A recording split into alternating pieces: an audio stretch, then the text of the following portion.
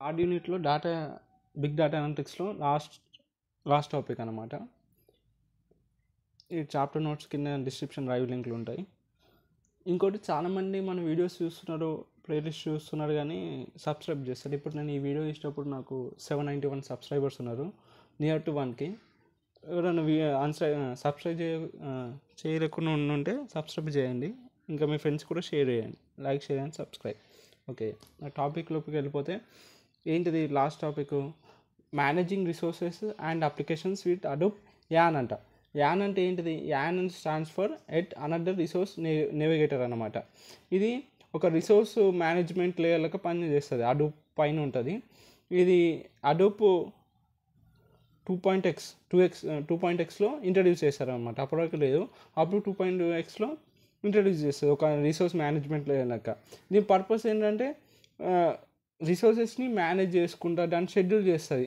Resources అంటే ఏం resources వస్తాయి? CPU కానీ, మెమరీ కానీ, ఇవి మన రిసోర్సెస్.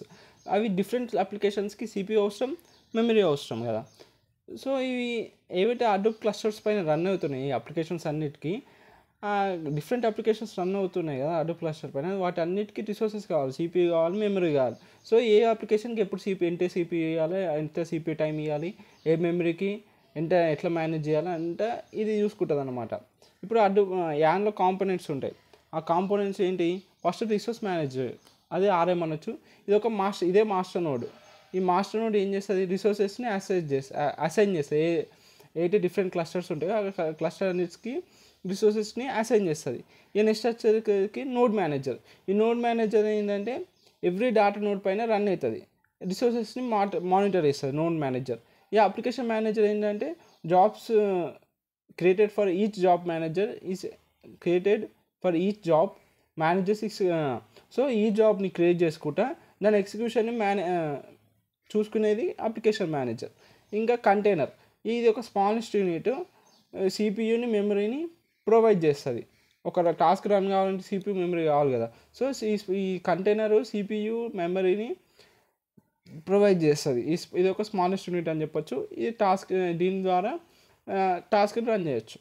ఓకే, ఇప్పుడు అది యాన్ ఎట్లా పనిచేస్తుందో చూద్దాం step by step. First client అనేది ఒక సబ్మిట్ చేసిన ఒక జాబ్, ఎగ్జాంపుల్ మ్యాప్ రెడ్యూస్ కానీ, స్మార్ట్ కానీ, ఒక జాబ్ అనేది క్లయింట్ అన్నట్టు సబ్మిట్ చేసినాక అది రిసోర్స్ మేనేజర్ చెప్పినా కదా, ఇక్కడ రిసోర్స్ మేనేజర్ ఏం చేస్తుంది? ఫస్ట్ దానికి ఒక కంటైనర్ అలొకేట్ చేస్తుంది.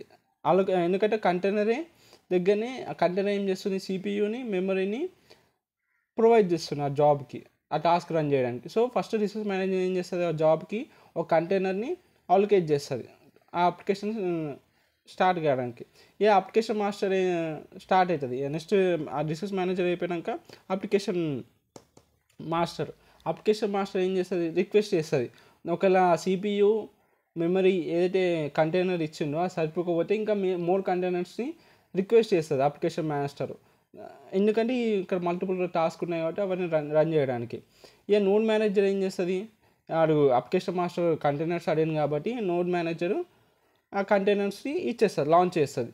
ఎప్పుడైతే జాబ్ అనేది అయిపోతుందో ఏది రిసోర్సెస్ ఇవన్నీ కంటైనర్స్ అలొకేట్ అయినాయో అవన్నీ రిలీజ్ అయిపోతాయి. ఈ అన్ని రిసోర్సెస్ అన్నీ రిలీజ్ అయిపోతాయి. ఇట్లా పనిచేస్తుంది. ఎందుకు యాన్ ఇంపార్టెంట్ అంటే మల్టిపుల్ అప్లికేషన్స్ ఒకటేసారి మనం రన్ చేయొచ్చు, మ్యాప్ రెడ్యూస్ పైన, స్పార్క్, ఇవి అనమాట. ఇంకా బెటర్ రిసోర్స్ యూటిలైజేషన్. ఇప్పుడు రిసోర్సెస్ ఎక్కడ వేస్ట్ అవుతున్నాయో, ఎంత CPU కావాలో, ఎంత మెమరీ కావాలో అంటే వాడుకుంటున్నాం. సో రిసోర్సెస్ అనేవి మంచిగా యూటిలైజ్ అవుతున్నాయి. క్లస్టర్ మేనేజ్మెంట్ అనేది జరుగుతుంది. ఇంకా స్కేలబిలిటీని సపోర్ట్ చేస్తుంది. ఎన్ని జాబ్స్ అని మనం మల్టిపుల్గా రన్ చేయొచ్చు, జాబ్స్ అని కానీ, నోట్స్ అని కానీ. ఇంకా మనం ఫాల్ట్ ఎక్కడైనా అయితే, ఎక్కడైతే ఫాల్ట్ అయిందో దాన్ని మళ్ళీ ఆ టాస్క్ని రీస్టార్ట్ చేయొచ్చు. ఎక్కడైతే ఫెయిల్యూర్ జరిగిందో. ఎగ్జాంపుల్ చూద్దాం. Use case. ఇప్పుడు మనము 1 spark job, 1 EV Curie, 2 map reduce jobs run చేస్తున్నాం. అప్పుడు ఈ యాన్ ఏం చేస్తుంది? ఈ అన్నిటినీ షెడ్యూల్ చేసి ప్రతి జాబ్కి రైట్ అమౌంట్ ఆఫ్ ఎప్పుడైతే దానికి మెమరీని, CPUని ఇస్తుంది, కాన్ఫ్లిక్ట్ కాకుండా, ఈ అన్ని జాబ్స్కి కాన్ఫ్లిక్ట్ కాకుండా దాని కంటైనర్స్కి అలొకేట్ చేసి రైట్ అమౌంట్ ఆఫ్ CPUని, మెమరీని ఇస్తుంది. దీనివల్ల కాన్ఫ్లిక్ట్ అనేది రైజ్ కాదు ఈ అన్ని జాబ్లకి. ఇట్లా పనిచేస్తుంది.